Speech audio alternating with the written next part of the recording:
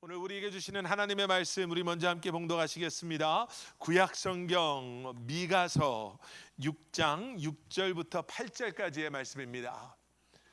구약 성경 미가서 6장 6절부터 8절까지 말씀. 제가 가지고 있는 성경 구약 1309페이지에 나와 있습니다. 미가서 6장 6절부터 8절까지 말씀, 우리 한 목소리로 저와 함께 봉독하시겠습니다. 시작. 내가 주님 앞에 나아갈 때에, 높으신 하나님께 예배드릴 때에 무엇을 가지고 가야 합니까?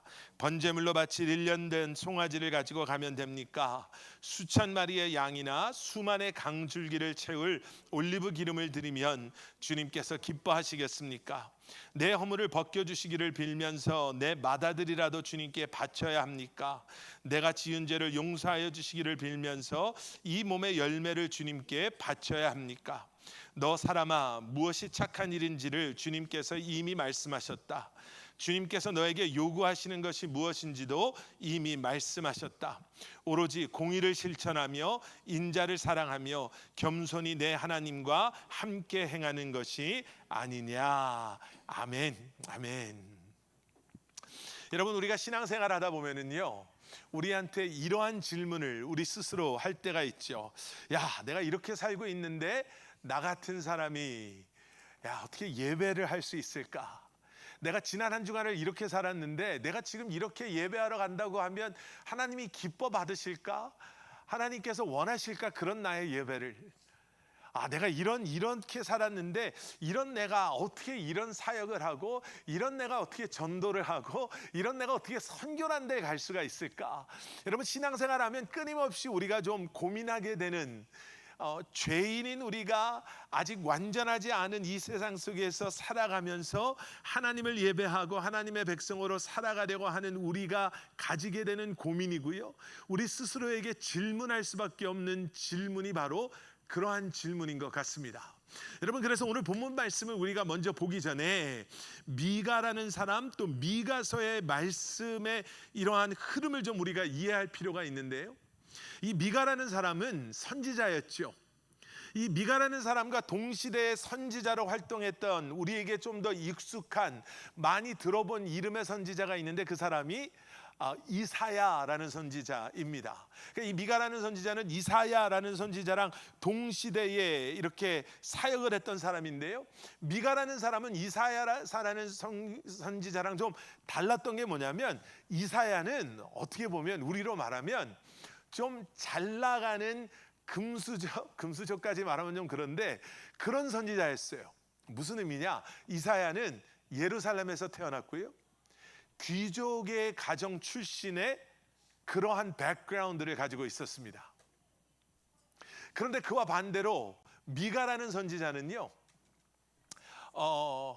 예루살렘이 이스라엘 지도를 딱 놓고 보면 이스라엘의 남쪽에 있었는데, 여기보다도 더 남쪽, 더 남동쪽, 예루살렘에서 한 20마일 정도 떨어져 있었던 모레셋, 이 미가서 1장 1절의 말씀을 보면 이 미가를 모레셋 사람 미가라고 소개를 하거든요. 이 모레셋이라는 작은 변두리 동네 출신 사람이었어요. 그러니까 이게 우리로 이제 편하게 말하면 이 시골 출신, 교육도 제대로 못 받은, 평범하다 못해 좀 평범하지도 않았던, 약간 무식에 가까웠던 사람이 하나님의 부르심을 받고 선지자가 된 거죠. 우리말에도 이런 말이 있죠. 무식하면 용감하다. 그러니까 이 사람은 다른 사람들 눈치를 안 봤어요. 미가 선지자는 다른 사람들 눈치를 안 봤어요. 이사야 선지자는 분명히 하나님 앞에 온전하게 사역을 했던 사람인데, 그 당시의 선지자들이 사람들 눈치 보면서 이렇게 하나님의 진노와 심판의 메시지를 이렇게 하면 그 사람들이 나를 얼마나 싫어할까, 그래서 하나님의 진노와 심판의 메시지를 좀 이렇게 톤 다운해서 좀 이렇게 잘 포장을 해서 사람들 기분 안 나쁘게, 하나님의 정확한 메시지를 전한 게 아니라 사람들의 눈치를 보면서 대충 좋은 게 좋은 거지 이렇게 전했다라고 한다면, 미가는 잃을 것도 없었고 눈치 볼 사람도 없었고, 그냥 하나님이 주시는 말씀 그대로, 그냥 그대로 직설적으로 거짓 없이 꾸밈 없이 숨김 없이 전했던 사람이에요. 그래서 사람들이 미가 선지자를 향해서 아니 왜 당신은 다른 선지자들처럼 우리한테 좀 위로가 되고 격려가 되는 말씀을 주는 게 아니라 입만 열면 진노, 입만 열면 심판, 입만 열면 우리가 죄졌다고 우리를 왜 이렇게 힘들게 합니까? 그래서 사람들이 뭐라고 말했냐면요, 그 예언 좀 그만하십시오. 그 입 다물라. 미가한테 그렇게 얘기를 했어요. 그 당시 사람들이 조금만 영적으로 깨어 있었다라고 한다면, 그러면 그 사람들이 이러한 정말 하나님의 꾸밈없는 정확한 진노와 심판의 메시지를 받아들이고 회개하고 하나님께 돌아섰을 텐데 그렇게 하지 않았었죠. 자, 그래서 미가서 전체가 한 7장 정도, 7장밖에 되지 않은데 미가서를 쭉 한번 읽어보시면요, 미가서의 시작에는 앞부분에는 어떤 내용의 말씀이 있냐면 하나님께서 이스라엘의 죄를 다시 한번 지적하시면서 너희의 그러한 강팍한 마음 때문에 내가 너희를 심판할 것이다 라는 이 죄와 진노와 심판에 대한 말씀이 이 미가서 앞부분에 등장합니다. 근데 놀랍게도요, 이러한 흐름으로 시작된 미가서의 말씀이 4장 5장에 들어오면은요 어떻게 변하냐면 하나님께서 너희들은 그렇게 강팍함으로 이제 나의 심판 앞에 얼마 안 있으면 포로로 잡혀가서 이방인들에게 짓밟히고 너희들이 고생을 하게 될 건데 그래도 나는 너희들을 사랑해. 그래서 내가 너희들을 회복할 건데 이 회복은 그냥 일시적인 회복이 아니라 메시아를 통한 회복이요, 시온성을 내가 회복할 것이다 라고 이 미가서의 중반에 들어오면 이 메시아적인 회복의 예언의 말씀이 시작이 돼요. 그래서 여러분, 우리가 미가서는 조금 익숙하지 않은데 일부 예배 때는 이 뒤에 이 말씀이 안 뜨잖아요. 그래서 미가서를 찾느라고 제가 설교를 좀 줄였어야 됐는데 2부 때는 딱 나오니까 얼마나 좋아요. 미가서는 우리가 어디 있는지도 잘 모르잖아요, 어떨 때는. 그런데 이 미가서 중에 5장 2절의 말씀을 보시면 우리에게 너무나도 익숙한 말씀이 하나 등장해요. 미가서 5장 2절 말씀이 뭐냐? 이렇게 기록되어 있습니다. 그러나 너 베들레헴 에브라다야, 너는 유다의 여러 족속 가운데서 작은 족속이지만 이스라엘을 다스릴 자가 내게서 내게로 나올 것이다. 여러분 들어보셨죠? 성탄절이 되면 우리가 이 말씀을 많이 듣잖아요. 여러분, 이 말씀이 있은 후 한 700년 후에 어떤 일이 있냐면 동방에 있었던 그 박사라고 소개됐던 사람들이 하늘의 큰 별을 보고 야, 저 별은 심상치 않은 별이야. 저 별은 그냥 별이 아니라 왕의 태어남을 보여주는 별이야. 그래서 그 별을 따라서 예루살렘에 오게 되죠. 그리고 예루살렘 헤롯 왕이 있었던 왕궁에 들어가서 우리가 왕이 났음을 알리는 저 별을 따라 이곳까지 왔습니다. 유대인의 왕으로 태어난 이가 어디 있습니까? 라고 물어봤을 때 헤롯 왕 밑에 있었던 이스라엘의 종교 지도자들이 그제서야 책들을 찾아보고 동방에서 온 박사들에게 뭐라고 말해줘요? 베들레헴입니다. 그때 그들이 봤던 말씀이 이 말씀인 거예요. 이 말씀을 보면서 그들이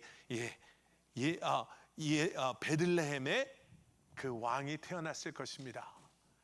미가서의 말씀이 바로 이거예요. 여러분 보세요. 지금 흐름을 봐야 된다는 게 이거예요. 미가라는 아주 그냥 정말 무식해서 아무런 꾸밈 없이 하나님의 진노와 심판을 선포했던 하나님이 너희들의 죄로 말미암아 이제 내가 너희를 심판할 수밖에 없어. 그럼에도 불구하고 그들의 마음이 너무 강팍해서 돌아서지 않았던 그러한 이스라엘 백성들이었는데 하나님께서는 여전히 그래도 나는 너희들을 사랑해. 여기서 우리가 중요한 복음의 메시지를 보죠. 그들이 사랑받을 자격이 있어서 하나님이 사랑하겠다가 아니라 사랑받을 자격이 없어도 하나님이 그들을 사랑하셔서 회복의 메시지, 회복의 말씀을 주신 게 메시아의 이 땅에 오심이라는 거예요. 자, 이런 흐름 속에 오늘 본문 말씀에 와서 미가가 우리가 하는 그 질문을 해요. 이런 죄인인 우리가 그래도 그런 우리를 사랑하시는, 그래서 우리를 구원하시고 회복하시겠다고 약속하신 하나님을 이런 우리가 어떻게 예배할 수 있을까? 도대체 내가 어떻게 해야지 이런 하나님을 나 같은 사람이 예배할 수 있을까? 우리가 갖는 그런 질문이에요. 이렇게 산 내가 어떻게 예배를 드릴 수 있지? 이런 내가 어떻게 하나님을 섬길 수 있지? 그래서 오늘 읽은 6장 6절의 시작이 미가가 스스로에게 이런 질문을 던지잖아요. 내가 주님 앞에 나아갈 때, 높으신 하나님께 예배드릴 때 무엇을 가지고 가야 할까? 이런 내가, 용서받을 수 없는 내가, 심판받아 마땅한 내가 하나님 앞에 나아갈 때, 그런 하나님을 내가 예배할 때 나는 어떻게 해야 될까? 뭘 가지고 와야 내가 그런 하나님을 만날 수 있고, 이런 내가 그런 하나님을 예배할 수 있을까? 그러면서 미가가 스스로 그 질문에 대한 답을 찾으려고 고민하고 스스로의 질문에 답해요. 뭐라고 답하나? 6절 뒷부분에 내가 하나님 앞에 나아갈 때, 그 높으신 하나님께 예배드릴 때 뭘 가지고 가야 되나? 첫 번째 그의 대답이, 그의 생각이 이거예요. 번제물로 바칠 1년 된 송아지를 가지고 가면 될까? 이거였어요. 여러분, 송아지는 그 당시에 하나님 앞에 드리는 제물 가운데 최고였어요. 이 밑에는 송아지를 살 수 없는 사람은 양을 사는 거고, 그걸 못 사는 사람은 비둘기를 사는 거고, 그걸 못 사는 사람은 곡물을 가지고 오는 거. 그 밑으로는 자기의 형편에 따라 뭐가 있었는데 이 위로는 없었어요. 송아지 위에 뭐가 있는 게 아니었어요. 가장 값비싼, 가장 귀한, 가장 최고의 물질, 헌금, 우리로 말하면 내가 하나님께 이만큼을 드리면은 그럼 내게 하나님이, 이런 내가 하나님을 예배할 수 있는 자격이 주어질까? 이런 내가 하나님 앞에 나아갈 수 있는 자격이 생길까? 여러분, 우리가 이런 나도 모르는 질문에 대한 답을 할 때가 있잖아요. 내가 얼마를 드려야 될까? 내가 무엇을 드려야 될까?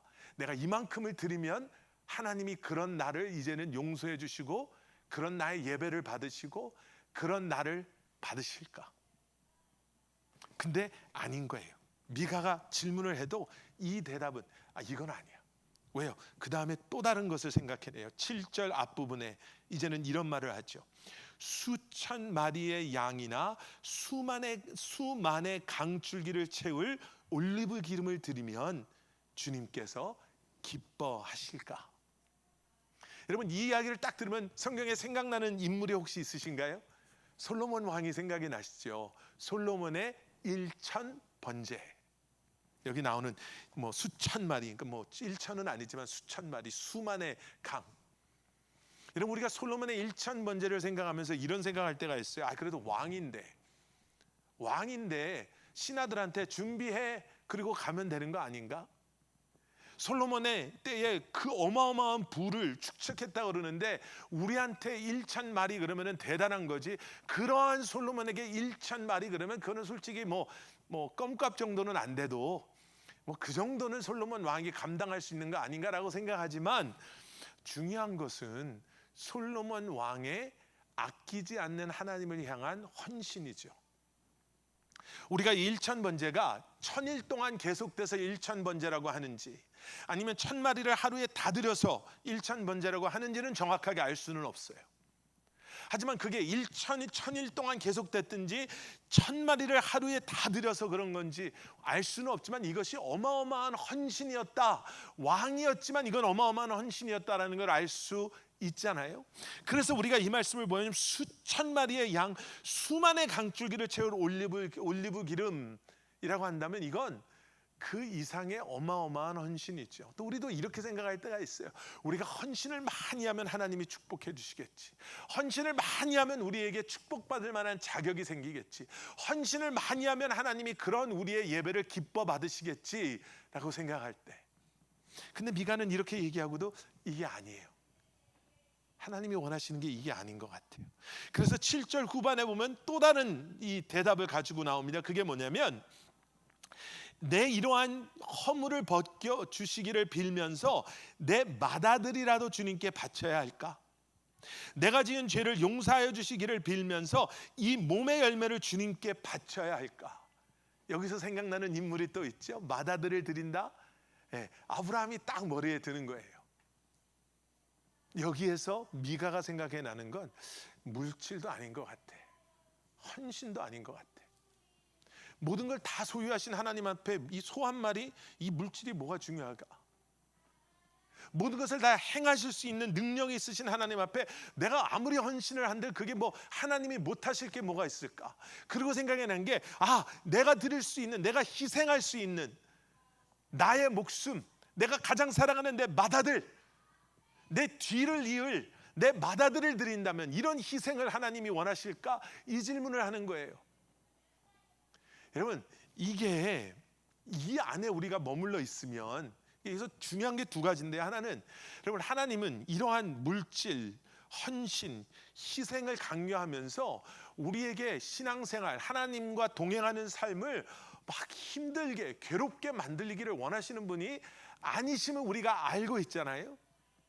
그러니까 우리 역시도 이런 틀에서 벗어나실 수 있어야 돼요. 근데 그와 동시에 하나님이 이걸 원하지 않으시는가?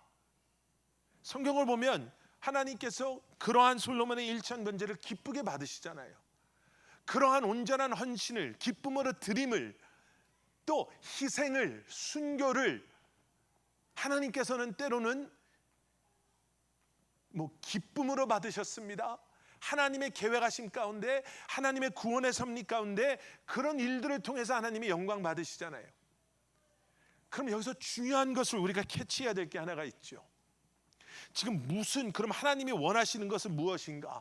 어떠한 관점에서 우리가 이 말씀을 들여다봐야 되나? 그게 어디에 나오냐면 8절에 이제 하나님께서 이렇게 해야 될까? 미가 선지자가 이렇게 하는 게 내게 자격을 줄까? 이걸 원하실까라고 질문하고 있는 미가 선지자에게 하나님이 뭐라고 말씀하시냐면요, 8절 말씀, 여러분 혹시 성경을 펼치고 계시면 우리가 한 목소리로 함께 8절 말씀 읽겠습니다. 시작. 너 사람아, 무엇이 착한 일인지를 주님께서 이미 말씀하셨다. 주님께서 너에게 요구하시는 것이 무엇인지도 이미 말씀하셨다.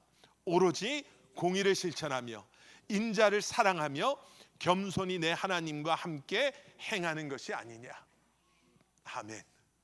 하나님이 원하시는 게 있다라는 거예요.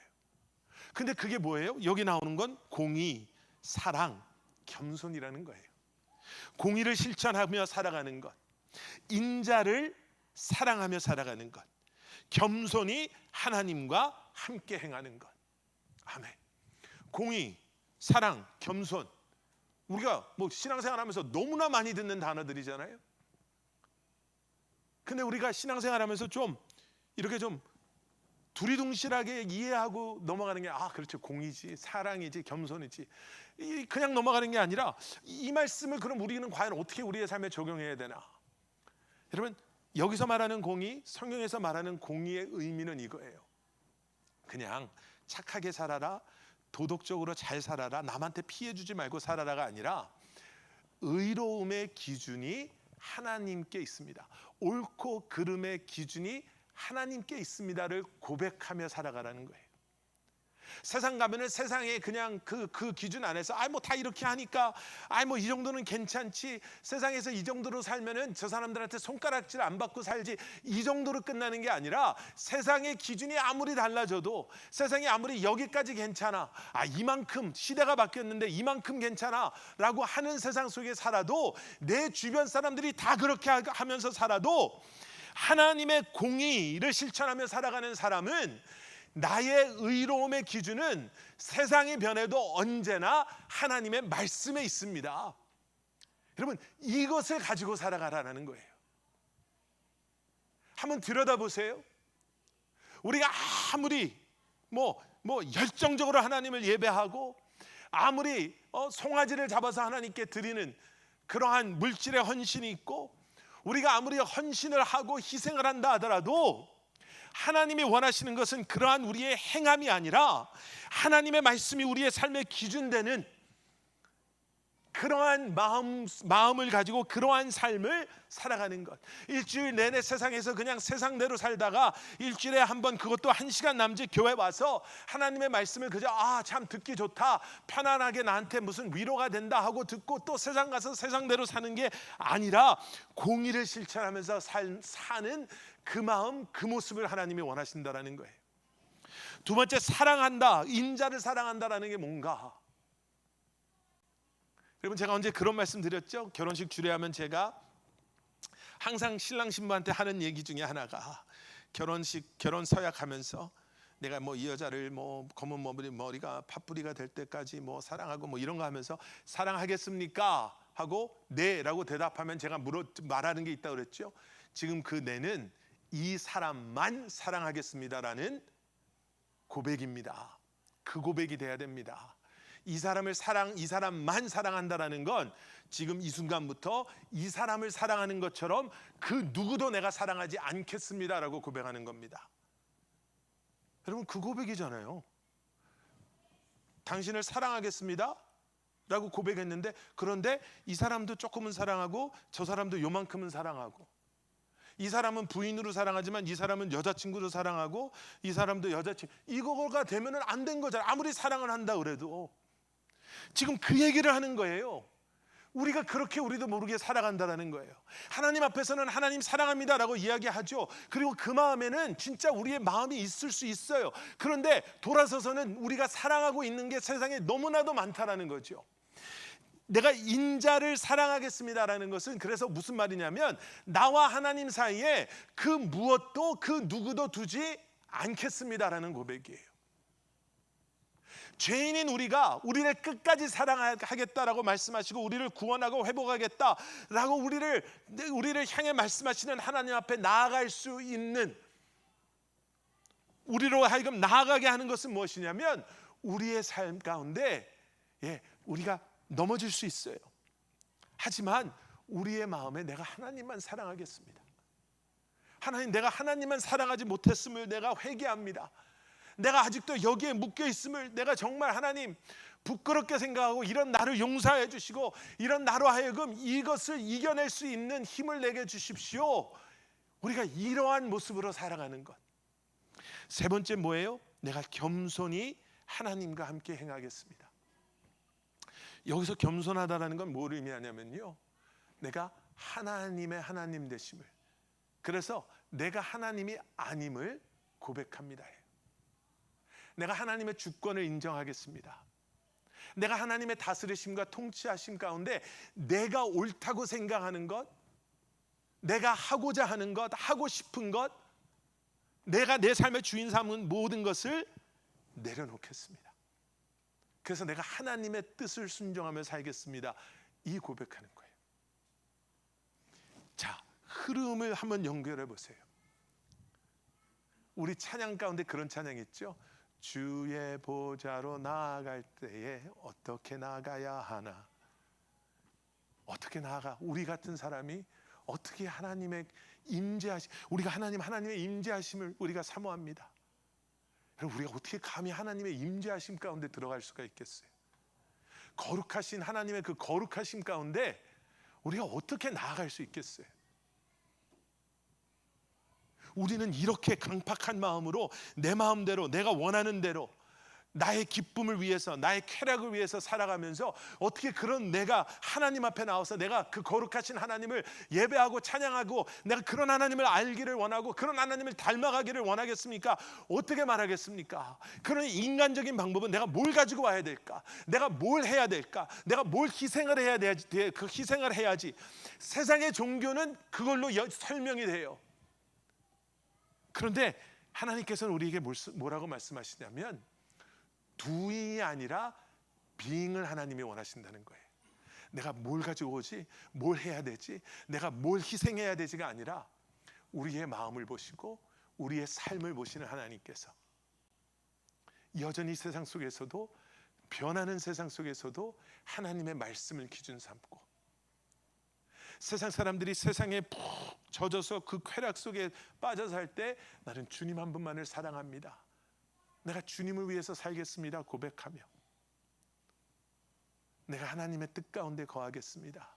하나님의 계획하심 가운데 주권 아래 나의 모든 것을 내려놓겠습니다 라고 우리가 내려놓고 살아갈 때 하나님 앞에 나아감, 예배함이 그 연장선 속에 있다라는 거예요.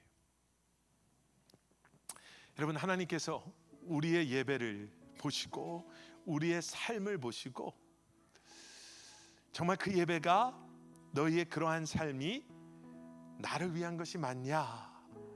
라고 물어보신다면 정말 너희의 그런 모습이 나의 기쁨을 위한 모습이냐? 너의 기쁨을 위한 모습이냐라고 물어보신다면 여러분 뭐라고 대답하시겠습니까? 그리고 여러분 무엇을 한번 돌아보시겠습니까? 아까 말씀드렸죠? 헌신, 헌금, 헌물, 희생 이것을 우리에게 부담 주기 위해서 그래서 더 많이 짊어져야지 우리가 영적으로 더 강하고 위대하게 이게 하나님의 뜻이 아니에요. 그런데 이것을 원하지 않으시는 것도 아니에요. 하나님이 원하시는 건 뭐예요? 결국 이러한 마음에서 흘러나오는 그러니까 그것이 송아지건 양이건 비둘기건 곡물이건 과부의 2개의 동전이건 이건 상관없는 거예요. 내 마음에서 흘러나오는 주님을 향한 가장 소중한 것. 우리의 헌신이 내가 이만큼 달란트를 받고 요만큼 달란트를 받고 요만큼을 받아서 나도 이만큼 하고 싶은데 왜 나는 안 되지가 아니라 이만큼 하는 사람이 그러면 더 교회에서 대접받아야지 이 사람이 더 믿음이 좋은 거지 이게 아니라 나한테는 이만큼을 주셨으니 이걸 가지고 내가 하나님을 위해 어떻게 헌신할까 이걸 가지고 고민하는 것.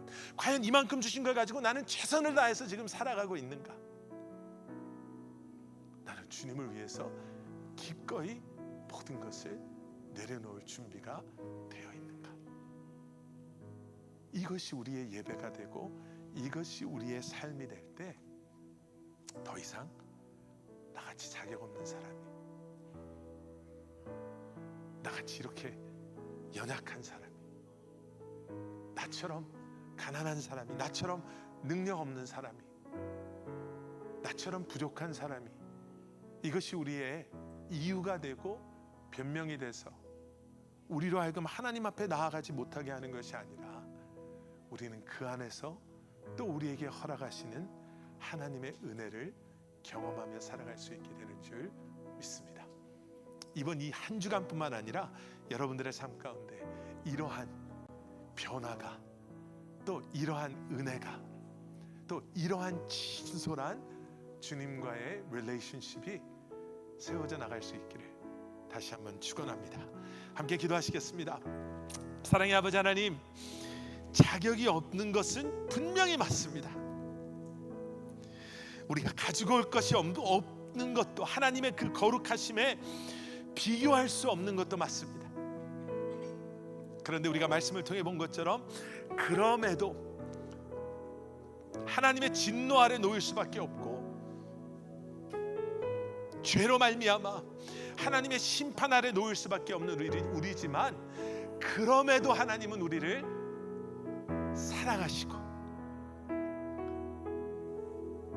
그 사랑하시기를 멈추지 않으시겠다라고 말씀하신 것, 하나님 이제는 그 말씀을 기억함으로 오늘 우리에게 주신 이 말씀을 기억함으로 공의와 사랑과 겸손의 삶을 통해 doing에 의한 분주한 신앙생활이 아니라 being 속에 주님을 알아가고 그 주님의 은혜로 변화되며 주님의 사랑에 반응하며 이제는 주님 앞에 나아갈 수 있는, 그렇게 살아갈 수 있는, 그렇게 주님을 예배할 수 있는, 그렇게 우리의 삶의 자리에서, 가정에서, 일터에서, 기업에서, 세상 속에서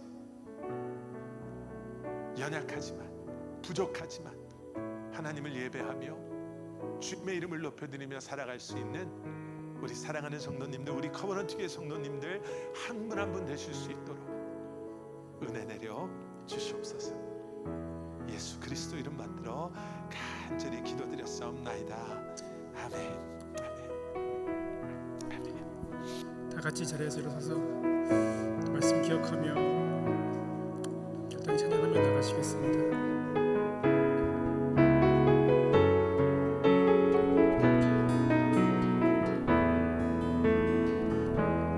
모습 이대로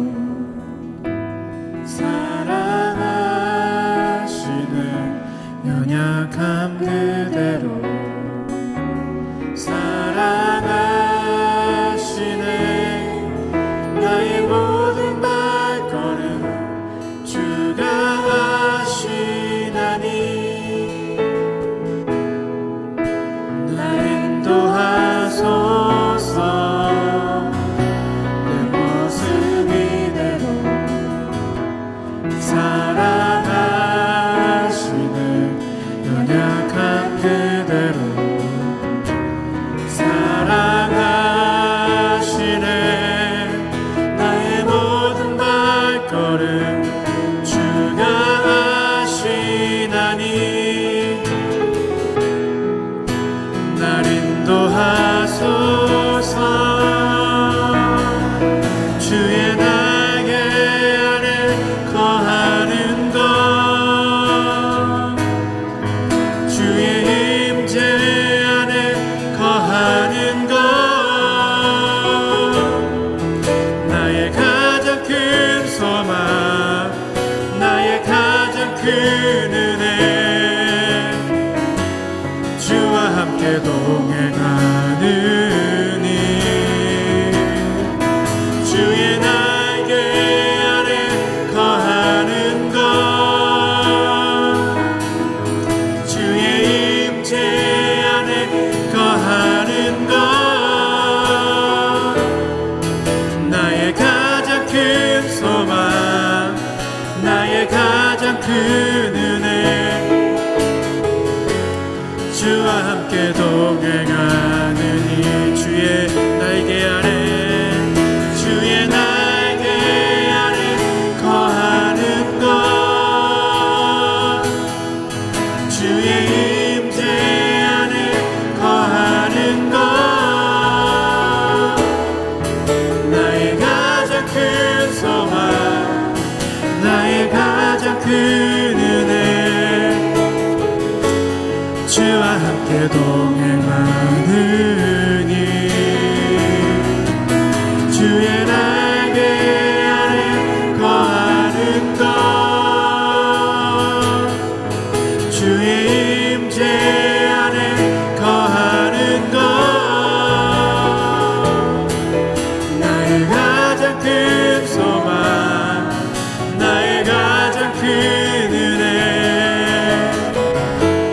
주와 함께 동행하느니 나의 가장 큰 소망, 나의 가장 큰 소망, 나의 가장 큰 은혜, 주와 함께 동행하느니. 사랑의 아버지 하나님, 주님과 함께 동행하는 삶을 살기를 소원합니다. 주님과 함께 동행합니다라고 말하면서 내 생각대로 내가 원하는 대로 살아가는 것이 아니라 정말 오늘 우리에게 주신 이 말씀처럼 하나님의 말씀이 우리의 삶의 의로움의 기준이 되고 나와 주님과의 사이에 그 어떠한 것도 두지 아니하며 주님의 주권과 다스리심과 통치하심 아래 우리의 삶의 모든 것을 내려놓음으로 주님과 함께 동행하는 삶을 살아가는, 그렇게 살게 하시고 그렇게 주님을 섬기게 하시고 그렇게 주님께서 우리에게 허락하신 가정과 기업과 일터에서 일하며 살아가게 하시고 그렇게 예배하는 우리 사랑하는 커버넌트교회 성도님들 한 분 한 분 되게 하여 주시옵소서. 이제는 우리 주 예수 그리스도의 십자가의 은혜와 하나님 아버지의 무한하신 사랑과 성령님의 감화 감동 살아 역사하시니 오늘도 우리에게 주신 말씀 붙잡고 doing이 아닌 being을, 내가 무엇을 해야 할까를 놓고 고민하고 노력하는 것이 아니라 주님의 사랑 안에 주님의 임재하심 가운데 거함으로 이제는 그 주님의 사랑에 반응하며 살아가기를 소원하는, 그렇게 살아가고 그렇게 예배하기를 소원하는 사랑하는 성도님들 한 분 한 분의 삶 가운데 그들의 가정과 기업과 일터 위에 주님의 몸된 교회 위에 이제로부터 영원토록 함께 하시길 간절히 축원하옵나이다. 아멘. 아멘. 아멘.